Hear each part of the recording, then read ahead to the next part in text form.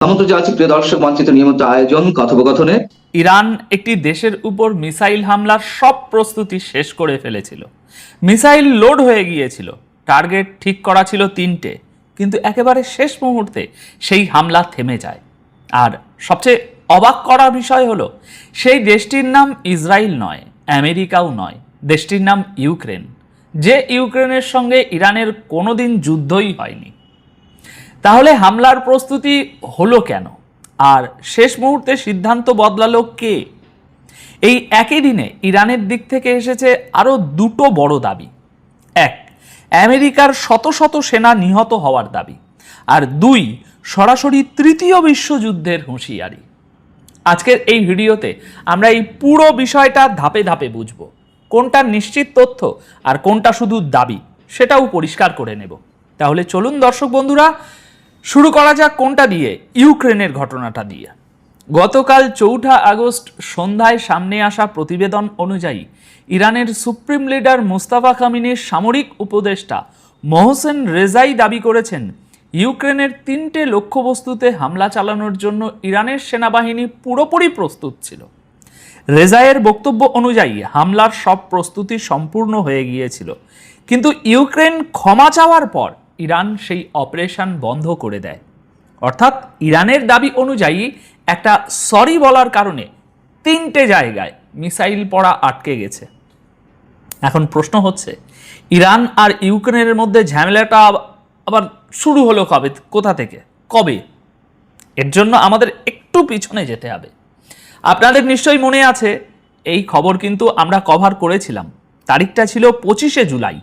Iran অভিযোগ তোলে যে ক্যাস্পিয়ান সাগরে ইরানের একটি বাণিজ্যিক জাহাজকে ইউক্রেন নিশানা বানিয়েছে, মনে আছে? ওই হামলায় জাহাজের একজন ক্রু সদস্য নিহত হন, জাহাজেরও বেশ বড় ধরনের ক্ষতি হয়। সংবাদ মাধ্যমের তথ্য অনুযায়ী ওই হামলার যে ছবিগুলো সামনে এসেছে, সেগুলো ইউক্রেনের প্রেসিডেন্ট জেলেনস্কি নিজেই শেয়ার করেছিলেন। এরপর ইরানের পররাষ্ট্রমন্ত্রী আব্বাস আরাকাচি ইউক্রেনের কাছে ক্ষতিপূরণ দাবি করেন, মানে সোজা কথায়, যে ক্ষতি করেছো তার টাকা দাও। আর এখন মোহসেন রেজাই বলছেন, ইউক্রেন ক্ষমা চাওয়ার পরেই ইরান সেই হামলা স্থগিত করেছে। এই জায়গায় একটু থামুন, কারণ এই দাবিটা সত্য হলে এর অর্থ অনেক বড়। তার মানে দাঁড়ায়, ইরান আর নিজেকে শুধু মধ্যপ্রাচ্যের মধ্যে সীমাবদ্ধ রাখছে না, প্রয়োজন পড়লে ইউরোপের রণাঙ্গনেও নিজের শত্রুকে নিশানা বানানোর সিদ্ধান্ত নিতে পারে। একটা আঞ্চলিক শক্তি থেকে নিজেকে অনেক বড় পরিসরে দেখানোর চেষ্টা, এটাই এই দাবির ভিতরের রাজনৈতিক বার্তা। তবে এখানে একটু সতর্ক থাকা দরকার, কারণ ইউক্রেনের পক্ষ থেকে এখনো পর্যন্ত এই দাবির ব্যাপারে কোনো সরকারি বক্তব্য আসেনি। তাই আপাতত এটাকে ইরানের দাবি হিসাবেই ধরতে হবে। দেখুন, যুদ্ধের সময় দুপক্ষ থেকেই বড় বড় দাবি আসে, এতে প্রতিপক্ষ চাপে থাকে, এটাও যুদ্ধেরই একটা অংশ। ইউক্রেনের সংবাদ মাধ্যম কিভ ইন্ডিপেন্ডেন্টও এই খবরটি ছেপেছে, তবে তারা এভাবেই ছেপেছে যে ইরানের একজন কর্মকর্তা এমন দাবি করেছেন। ইউক্রেনের ওই সংবাদ মাধ্যমও এখনো পর্যন্ত লেখেনি যে এই দাবির বিপরীতে কোনো প্রতিক্রিয়া এসেছে কিনা ইউক্রেনের পক্ষ থেকে। তাই সম্ভাবনা দু রকমের থেকে যাচ্ছে। হতে পারে জেলেনস্কি সত্যিই ক্ষমা চেয়েছেন, হতে পারে ক্ষতিপূরণও দিয়ে দেওয়া হয়েছে, কিন্তু নিশ্চিতভাবে বলার মতো কোনো প্রমাণ এখনো সামনে আসেনি। এবার আসা যাক আরও বড় একটা দাবিতে। ইরান কি সত্যি আমেরিকার শত শত সেনাকে মেরে ফেলেছে, নাকি যুদ্ধে নিজেদের এগিয়ে থাকা দেখানোর জন্য এটা শুধু একটা দাবি? এই প্রশ্নটা উঠছে কারণ দাবিটা কোনো সাধারণ ইরানি কর্মকর্তার দিক থেকে আসেনি, এসেছে সুপ্রিম লিডার মুস্তাফা কামিনীর সবচেয়ে ঘনিষ্ঠ সামরিক উপদেষ্টার দিক থেকে। গতকাল 4 আগস্ট রাতে সামনে আসা প্রতিবেদন অনুযায়ী মোহসেন রেজাই ইরানের সরকারি চ্যানেল প্রেস টিভিকে দেওয়া সাক্ষাৎকারে বলেছেন, 2026-এর জুলাই মাসে ইরানের হামলায় আমেরিকার শত শত সেনা নিহত হয়েছেন, শত শত সেনা আহতও হয়েছেন। মাত্র 1 মাসের হিসাব। রেজাইয়ের দাবি অনুযায়ী আমেরিকা নিজে মোট 650 জন সেনার হতাহতের কথা স্বীকার করেছে, অর্থাৎ নিহত আহত মিলিয়ে মোট সংখ্যা। আর ইরানের নিজস্ব হিসেব অনুযায়ী প্রায় 500 জন মার্কিন সেনা নিশ্চিতভাবে নিহত হয়েছেন। কিন্তু এখানেই আসল বিষয়, আমেরিকার সরকারি তথ্য এই ক্ষেত্রে একেবারে অন্য একটা ছবি তুলে ধরছে। মার্কিন সেনাবাহিনীর দেওয়া তথ্য অনুযায়ী জুলাই মাসে জর্ডান এবং ইরাকে মার্কিন এয়ারবেসে হামলা হয়েছিল। সেখানে মোট 4 জন মার্কিন সেনা নিহত হন। এর আগে অপারেশন এপিক ফিউরিতে আরও 14 জন মার্কিন সেনার নিহত হওয়ার তথ্য জানানো হয়েছিল। প্রতিবেদন অনুযায়ী প্রায় 417 জন মার্কিন সেনা আহত হয়েছেন, আর 207 জনকে রাখা হয়েছে বিদেশে অভিযান চলাকালে আহত হওয়ার আলাদা ক্যাটাগরিতে। অর্থাৎ ইরানের দাবি আর আমেরিকার সরকারি হিসাব এই দুটো একেবারেই আলাদা। আর এখান থেকেই একটা কথা পরিষ্কার হয়ে যায়, এই যুদ্ধ এখন আর শুধু মিসাইলের যুদ্ধ নয়, এটা সংখ্যার যুদ্ধ, দাবির যুদ্ধও বটে। রাশিয়া আর ইউক্রেনের যুদ্ধেও আমরা ঠিক এই একই জিনিসটাই দেখেছি। প্রতিদিন রাশিয়া বলে আমরা ওদের 1500 সেনা মেরেছি, ইউক্রেন বলে আমরা 1100-1200 সেনা মেরেছি, তারপর আবার হিসেব দেওয়া হয়। যুদ্ধ শুরু থেকে এত লক্ষ সেনা মারা গেছে, অথচ সেনা শেষ হওয়ার কোনো নামগন্ধ নেই। তাই ইরানের হামলায় আসলে কতজন মার্কিন সেনা নিহত হয়েছেন তার কোনো স্বাধীন যাচাই এখনো নেই। এখন আসা যাক এই ভিডিওর সবচেয়ে গুরুত্বপূর্ণ অংশে। এই একই সাক্ষাৎকারে মোহসেন রেজাই আরও একটা বড় দাবি করেছেন। তার কথা অনুযায়ী ইসরায়েল নিজে সামনে আসছে না, বরং আমেরিকাকে সামনে ঠেলে দিয়ে নিজের যুদ্ধটা লড়িয়ে নিচ্ছে। আর এরপরই আসে সেই হুঁশিয়ারি। রেজাই বলেছেন, আমেরিকা যদি এভাবেই নিজের সামরিক তৎপরতা বাড়াতে থাকে তাহলে পরিস্থিতি তৃতীয় বিশ্বযুদ্ধ পর্যন্ত পৌঁছে যেতে পারে। শুধু তাই নয়, তার দাবি সেই যুদ্ধ দ্বিতীয় বিশ্বযুদ্ধের চেয়েও বেশি ধ্বংসাত্মক হবে। দর্শক বন্ধুরা, এই কথাটার ওজন বোঝার চেষ্টা করুন। ইরান এই প্রথম সরাসরি তৃতীয় বিশ্বযুদ্ধের সংকেত দিচ্ছে, আর এই বার্তার ভিতরে আরেকটা ইঙ্গিত আছে। বলা হচ্ছে ইরানের পক্ষেও বিশ্বের বেশ কয়েকটি বড় দেশ এই যুদ্ধে যুক্ত হতে পারে। সুতরাং এখানে স্বাভাবিক প্রশ্ন হচ্ছে, সেই দেশগুলো কারা? কারণ বিশ্বযুদ্ধ একা লড়া যায় না, বিশ্বযুদ্ধে জোট লড়ে, পক্ষ লড়ে। তাহলে কি রাশিয়া আর চীন ইরানের পাশে দাঁড়াবে খোলাখুলি? এই ব্যাপারে মোহসেন রেজাই কিছুই বলেননি, প্রশ্নটা খোলাই রেখে দিয়েছেন। আর কূটনীতিতে এই খোলা রাখাটাও একটা কৌশল, কারণ অনিশ্চয়তা নিজেই প্রতিপক্ষের উপর এক ধরনের চাপ তৈরি করে। তবে দাবির সত্যতা যাই হোক, তৃতীয় বিশ্বযুদ্ধের এই হুঁশিয়ারি কিন্তু অত্যন্ত গুরুতর। আচ্ছা, এবার আসা যাক এমন একটা জায়গায় যেখানে এই উত্তেজনা সবচেয়ে বেশি বিপজ্জনক আকার নিতে পারে। ইরান এখন আমেরিকার যুদ্ধজাহাজ ডুবিয়ে দেওয়ার একেবারে খোলাখুলি হুমকি দিয়েছে। আর এই হুমকি এমন সময়ে এসেছে যখন হরমুজ প্রণালী নিয়ে আমেরিকা আর ইরান একেবারে মুখোমুখি দাঁড়িয়ে আছে। দর্শক বন্ধুরা, এটা কোনো সোশ্যাল মিডিয়া পোস্ট নয়।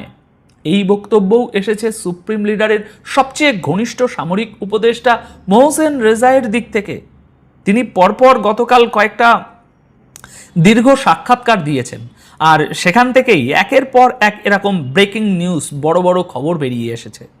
গতকাল 4 আগস্ট সামনে আসা প্রতিবেদন অনুযায়ী ইরানের সরকারি টেলিভিশন IRIB-কে দেওয়া সাক্ষাৎকারে রেজাই বলেছেন, ইরান কোনো অবস্থাতেই হরমুজ প্রণালীতে দ্বিতীয় কোনো সামুদ্রিক করিডোর তৈরি হতে দেবে না। অর্থাৎ ওই এলাকায় বিকল্প একটা রাস্তা তৈরি নিয়ে বেশ টানাপোড়েন চলছে। তিনি স্পষ্ট হুঁশিয়ারি দিয়েছেন, যদি মার্কিন যুদ্ধজাহাজ বা মার্কিন সেনা এই এলাকায় ঢোকে কিংবা কোনো গ্রাউন্ড অপারেশন হয় তাহলে তাদের সরাসরি নিশানা বানানো হবে। এখন পুরো হিসাবটা বুঝুন। এতদিন বিষয়টা ছিল হরমুজ প্রণালী বন্ধ রাখা নিয়ে, এখন সেটা আর সেখানে থেমে নেই। ইরান এই প্রথম প্রকাশ্যে মার্কিন যুদ্ধজাহাজকে টার্গেট করার হুমকি দিচ্ছে। অর্থাৎ আমেরিকার যুদ্ধজাহাজের উপর সরাসরি ঝুঁকি তৈরি হচ্ছে। আর এই বক্তব্য এমন সময়ে আসছে যখন আমেরিকা ক্রমাগত ইরানের উপর চাপ দিচ্ছে যেন হরমুজ প্রণালীতে তাদের শর্ত অনুযায়ী জাহাজ চলাচল আবার শুরু হয়। কিন্তু ইরান আগেই পরিষ্কার করে দিয়েছে, যতক্ষণ না তাদের শর্ত পূরণ হচ্ছে, এই যুদ্ধ পুরোপুরি শেষ হচ্ছে, ততক্ষণ হরমুজের উপর তাদের নিয়ন্ত্রণ আর নজরদারি চলতেই থাকবে। তাহলে এর সরাসরি অর্থ কি দাঁড়ালো?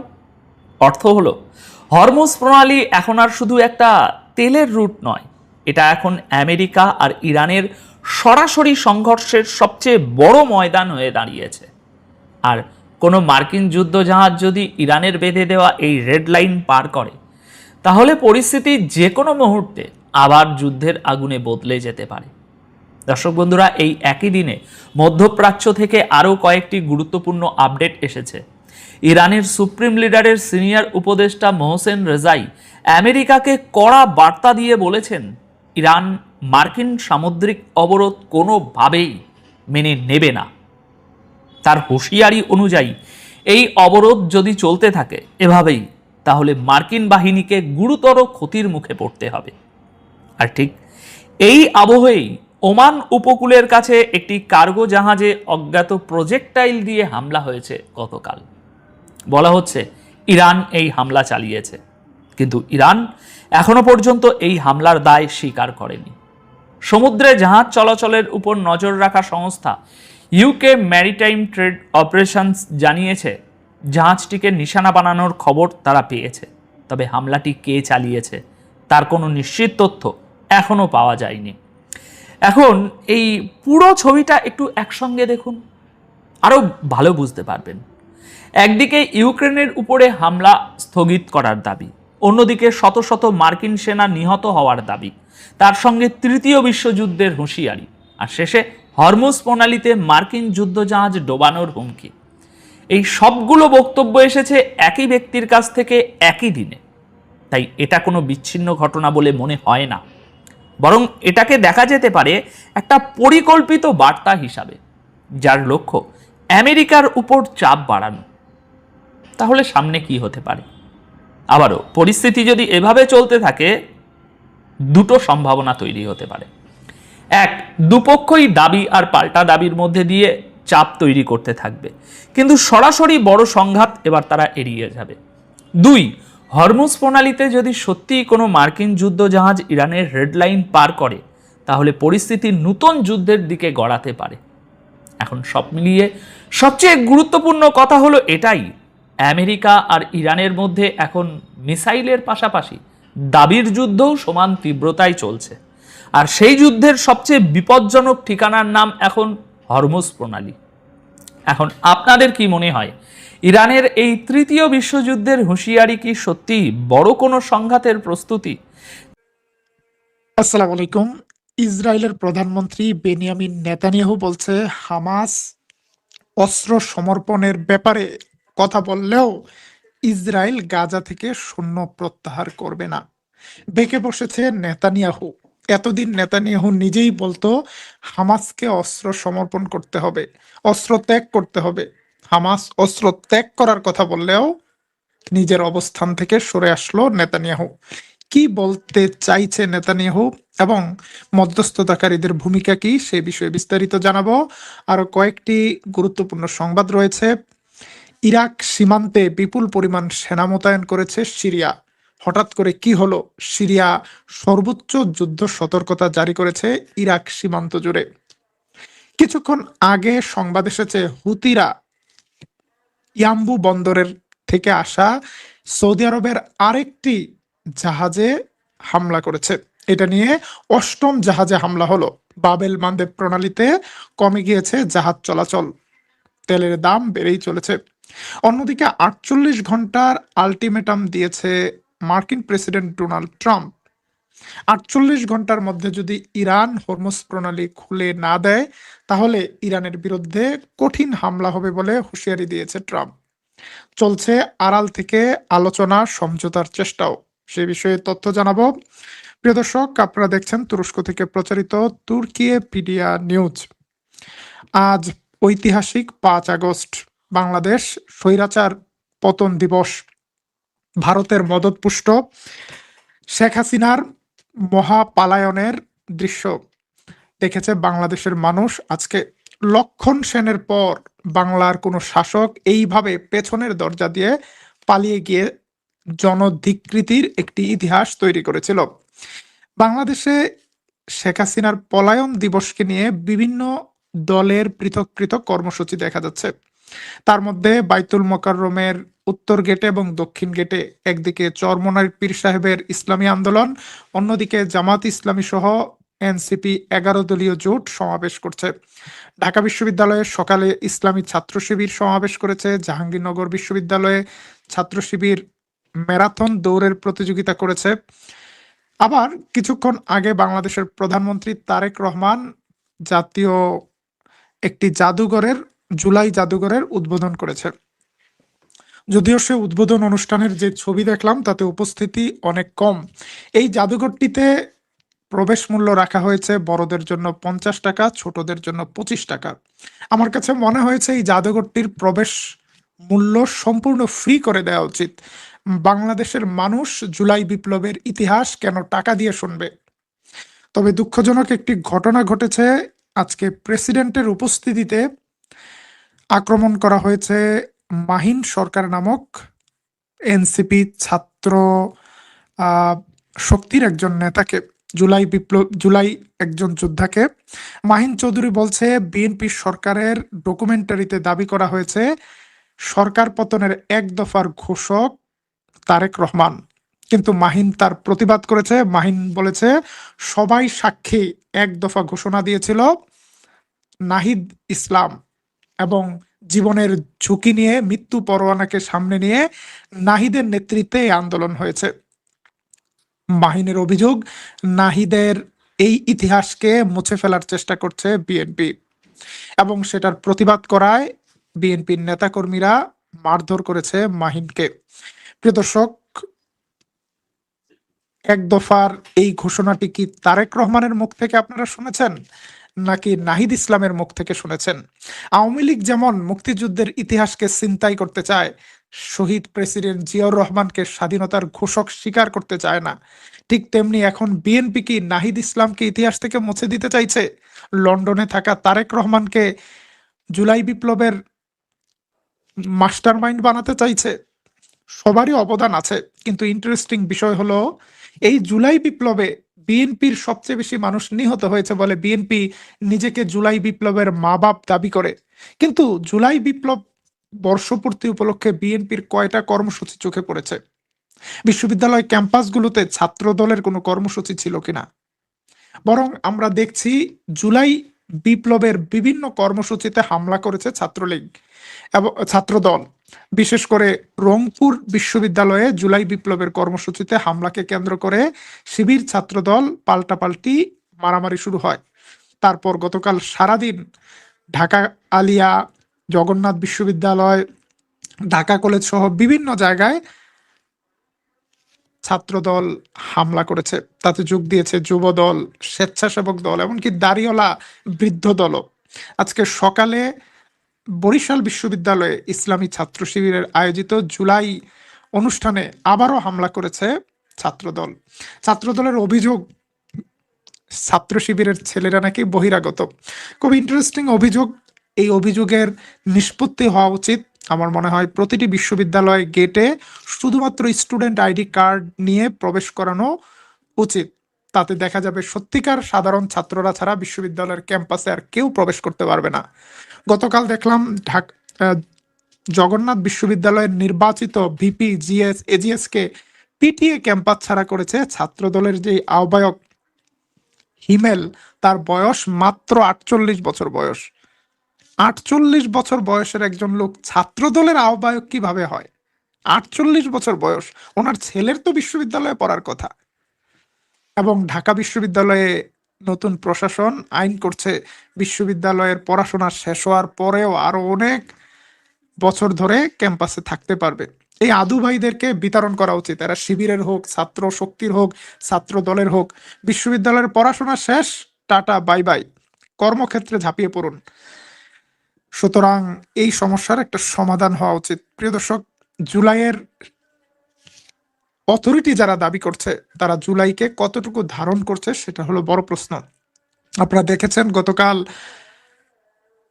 আয়াস, জুলাই যোদ্ধা আয়াসকে কিভাবে রাস্তায় ফেলে পিটিয়েছে শান্তা ফারজানা গংরা।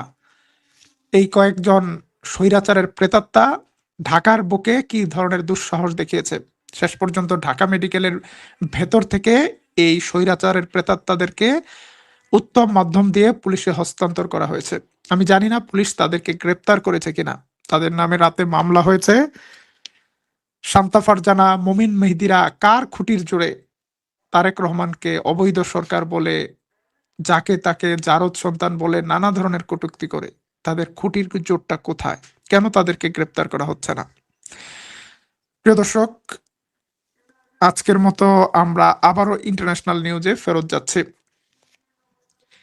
গাজা নিয়ে মার্কিন প্রেসিডেন্ট ডোনাল্ড ট্রাম্পের মধ্যস্থতায় ২০ দফার একটি আহ, শান্তি আলোচনা হয়েছিল। সেই শান্তি চুক্তিতে স্বাক্ষর করেছিল ইসরায়েলও। এখন সেই শান্তি চুক্তি বাস্তবায়নে বাধা দিচ্ছে ইসরায়েল। প্রথম দফার যুদ্ধবিরতি অনুযায়ী ইউলু লাইন নামক একটি লাইনে ফেরত গিয়েছিল ইসরায়েলি সেনারা।